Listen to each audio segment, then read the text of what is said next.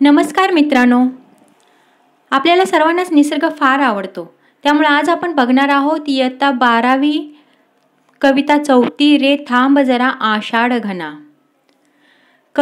कवी आहेत बा भ बोरकर म्हणजेच बाळकृष्ण भगवंत बोरकर. आषाढ महिन्यात बरसणाऱ्या पावसामुळे सृष्टी हिरवीगार होते. रंगांच्या नाना छटांनी निसर्ग बहरून येतो. या निसर्ग सौंदर्याचे व फुललेल्या सृष्टीतील प्रत्येक वस्तू जाताचे सजीव निर्जीव सृष्टीचे नादमय आणि प्रत्येकारी वर्णन या कवितेत सुंदर शब्दकळेत केले आहे. तर सुरुवातीला पाहूयात आपण कवी बाळकृष्ण भगवंत बोरकर यांचा परिचय पाहूयात.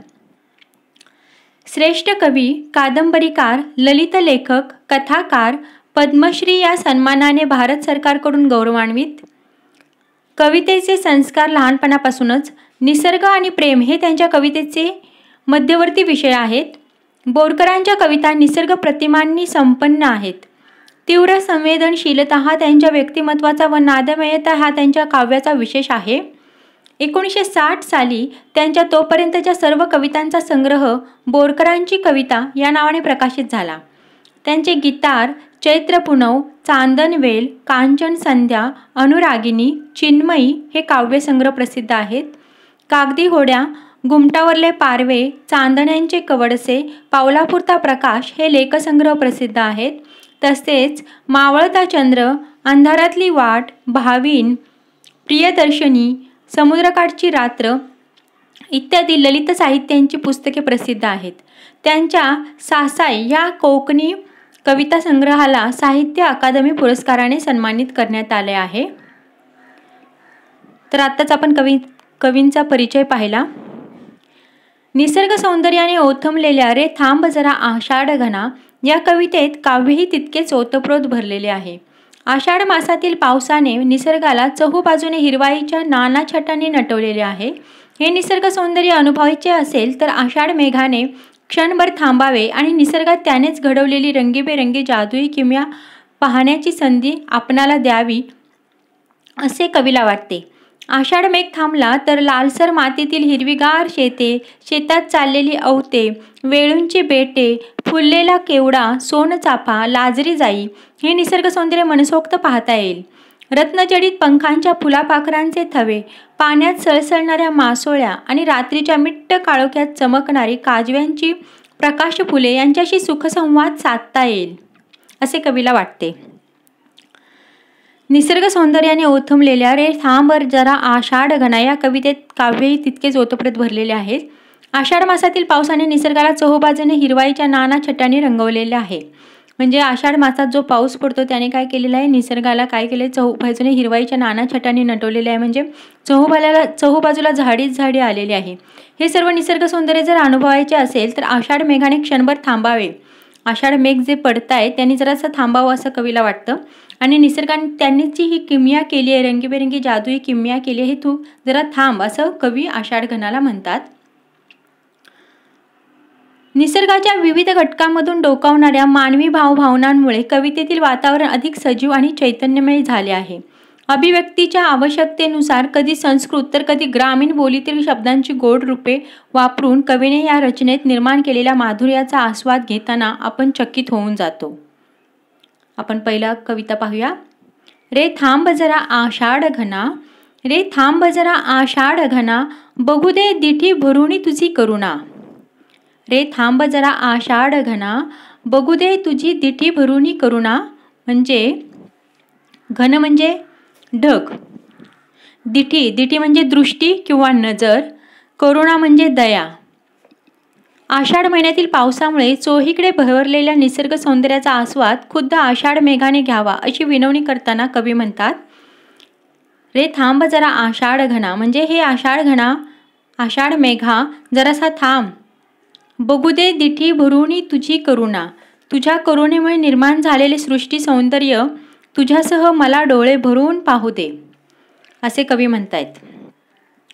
कोमल पांचूची ही शेते, कोमल पांचूची ही शेते, प्रवाळ माती मधली अवते, इंद्रनीळ वेळूंची बेटे.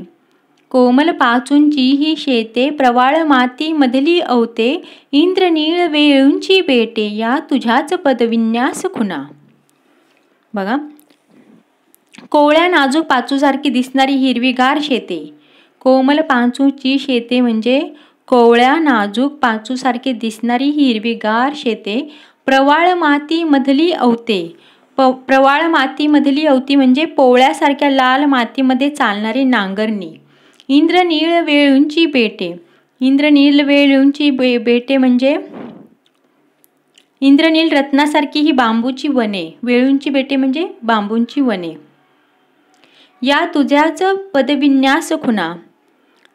हे सर्व सौंदर्य म्हणजे धर्तीवर उमटलेल्या तुझ्या पाऊलखुणाच आहेत. पदविन्यास खुना म्हणजे पाऊलखुणा.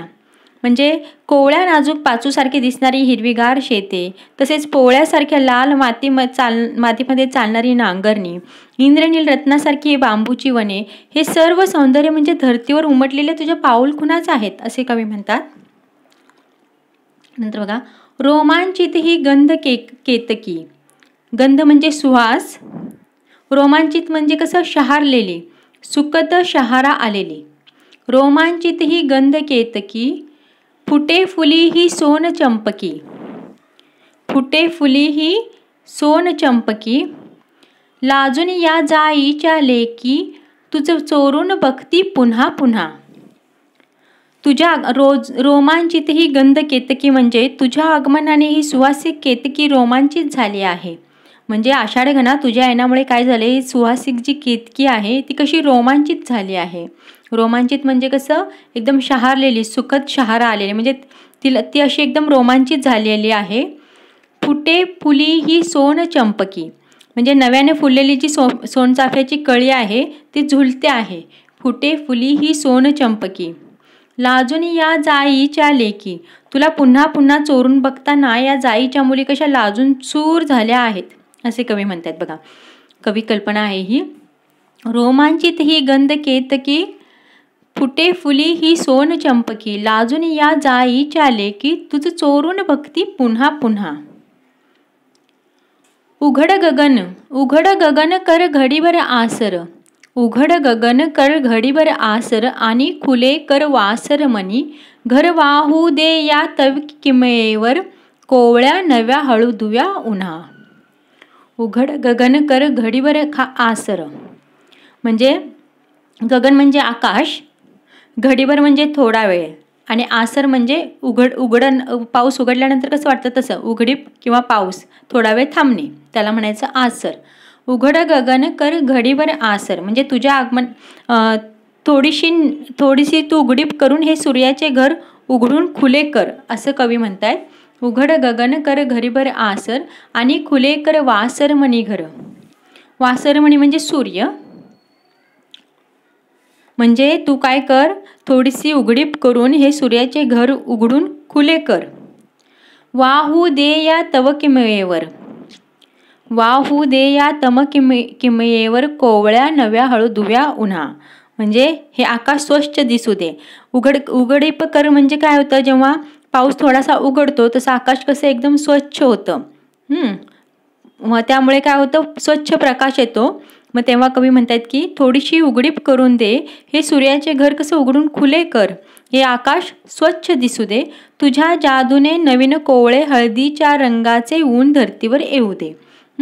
कोवळ्या नव्या हळुदुव्या उन्हा. हळदुव्या उन्हा म्हणजे कसं, हळद कशी असते, पिवळी.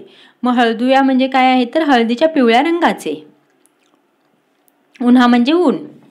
म्हणजे तू काय कर, थोडेसे उघडीप करून हे सूर्याचे घर उघडून खुले कर, आणि हे आकाश कसं स्वच्छ दिसू दे, आणि तुझ्या जादूने नवीन कोवळे हळदीच्या रंगाचे ऊन धर्तीवर येऊ देत असं कवी म्हणतात. उघड गगन कर घडीभर आसर, आणि खुले कर वासर मनी घर. वाहू दे या तव किमयेवर, कोवळ्या नव्या हळदुव्या उन्हा. पुढे बघा, कणस भरू दे जीवस दुधाने.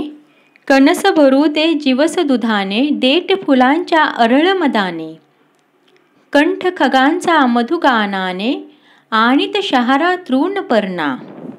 म्हणजे कणस भरू दे जीवस दुधाने, ताटावर झुलणारे कणसाचे दाणे तुझ्या पौष्टिक दुधाने भरू दे. ताटावर झुलणारे कणसाचे दाणे म्हणजे आपल्याला माहिती आहे कणसाचं झाड आपण बघितलं असेल ते कसं असं त्याला ताट म्हणतात. जे कणसाचं झाड असतं त्याला ताट म्हणतात.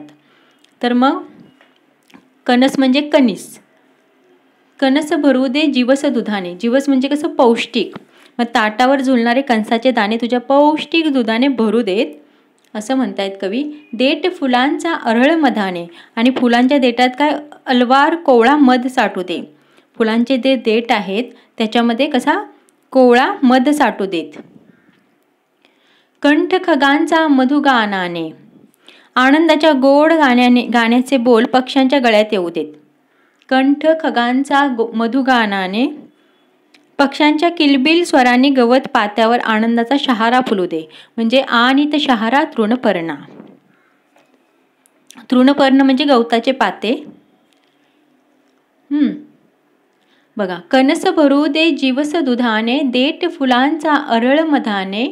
कंठ खगांचा मधुगानाने. आणित शहारा तृणपर्णा. मधुगान म्हणजे कसं गोड सुरेल गीत. आता याचा पूर्ण अर्थ पाहूया आपण. ताटावर झुलणारे कणसाचे जे दाणे आहेत ते तुझ्या पौष्टिक दुधाने भरू देत. कणस भरू दे जीवस दुधाने. आणि फुलांच्या देठात अलवार कोवळा मध साठू दे. देठ फुलांचा अरळ मधाने. फुलांचा जो देठ आहे तो कसा अलवार त्याच्यामध्ये कोवळा मध साठू दे म्हणजे कोवळ्या मधाने ते भरू देत. कंठ खगांचा मधुगानाने. आनंदाच्या गोड गाण्याचे बोल पक्ष्यांच्या गळ्यात येऊ देत. कंठ खगांचा. खग म्हणजे पक्षी. कंठ म्हणजे पक्ष्यांचा कंठ म्हणजेच पक्ष्यांचा गळा. त्याच्यामध्ये काय मधुगाणं येऊ देत म्हणजे सुंदर मोहक असं गाणं येऊ देत कंठांच्या पक्ष्यांच्या कंठामधून असं कवी म्हणतात. आणि ते शहारा तृणपर्णा. पक्ष्यांच्या किलबिल स्वरांनी गवत पात्यावर आनंदाचा शहारा फुलू दे. आता पक्ष्यांच्या कंठातून मधुगाणं येऊ देत म्हणजेच पक्षी जे किलबिल करतात त्यामुळे काय होऊ देत पक्ष्यांच्या किलबिल स्वरांनी गवत पात्यावरती आनंदाचा शहारा फुलू देत असं कवी म्हणतात. आश्लेषांच्या तुषार स्नानी. आश्लेषांच्या तुषार स्नानी. भिवून पिसोळी भव्य थव्यांनी. रत्नकळा उधळीत माध्यानी. न्हानोत इंद्र वर्णात वना. आश्लेषांच्या. आश्लेषा नक्षत्र. आश्लेषा काय एक नक्षत्र आहे. तुषार स्नानी. तुषार म्हणजे काय आपल्याला माहिती आहे पाण्याचे थेंब असतात त्याला म्हणतात तुषार. शिंतोडे पाण्याचे जे शिंतोडे असतात त्याला म्हणायचं तुषार. तुषार स्नानी.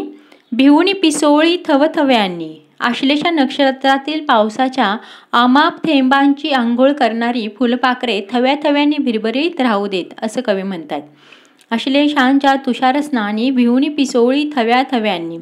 रत्नकळा उधळीत माध्यांनी. भर दुपारी रत्नांची किरणे उधळीत ही एकत्र भिरभिरणारी फुलपाखरे या वनराईला निळ्या रंगात बुडवू दे असं कवी म्हणतात. स्नान म्हणजे आंघोळ. आश्लेषांच्या तुषार स्नानी. स्नान म्हणजे आंघोळ. भिवून पिसोळी थव्याथव्यांनी. पिसोळी म्हणजे फुलपाखरू.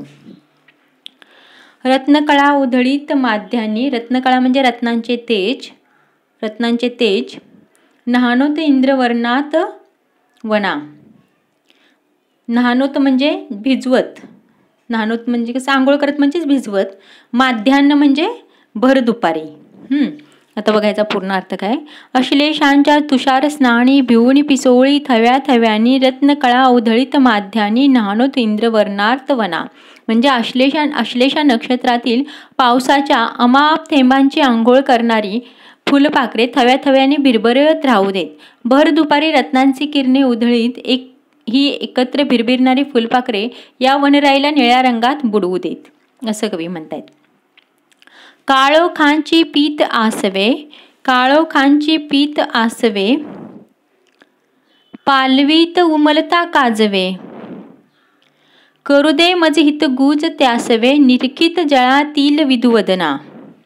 विधुवदन. विधुवदन म्हणजे काय चंद्रबिंब.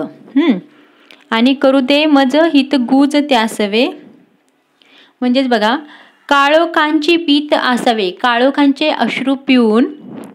पालवीत उमलता काजवे. ओलसर वातावरणातील मिठ्ठ काळोखांचे दुःख अनुभवत झाडांच्या कोवळ्या पानातून उमललेल्या काजव्यांशी मला गुजगोष्टी करू देत. हितगुज म्हणजे गुजगोष्टी करू देत.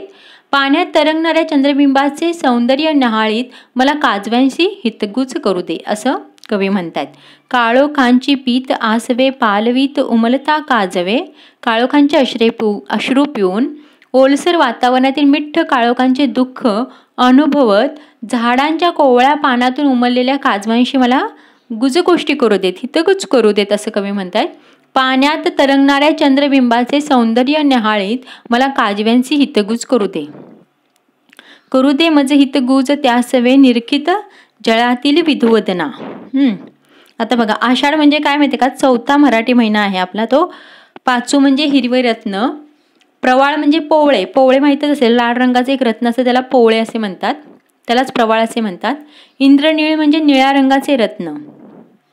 इंद्रनीळ तर त्यांनी घेतले ना, ते निळ्या रंगाच्या रत्नाला त्यांनी इंद्रनीळ म्हटले आहे.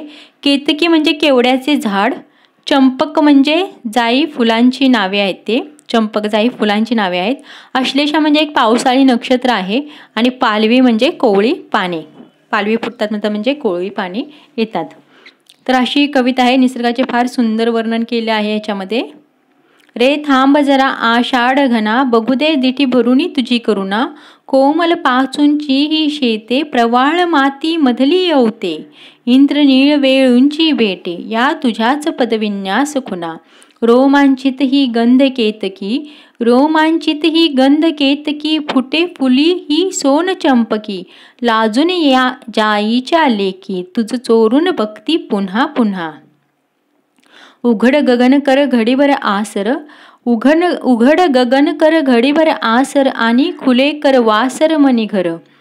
वाहू दे या तव किमयेवर, कोवळ्या नव्या हळदू व्याउन्हा. कणस भरू दे जीवस दुधाने, देठ फुलांचा अरळ मधाने. कंठ खगांचा मधुगानाने, आणित शहारा तृणपर्णा. अश्लेषांच्या तुषार स्नानी, भिवून पिसोळी थव्या थव्यांनी. रत्नकळा उधळीत माध्यानी, न्हानो तेंद्रवर्णात वना. काळोखांची पीत आसवे, पालवीत उमलता काजवे. करू दे मज हितगुज त्यासवे, निरखित जळातील विधुवदना. चैत्र पुनवमधील हा आहे. चैत्र पुनवमधील ही कविता आहे. कविता फार सुंदर आहे. तर मित्रांनो, इथे आपली कविता संपलेली आहे. भेटूयात नंतर नवीन पाठासोबत. धन्यवाद मित्रांनो.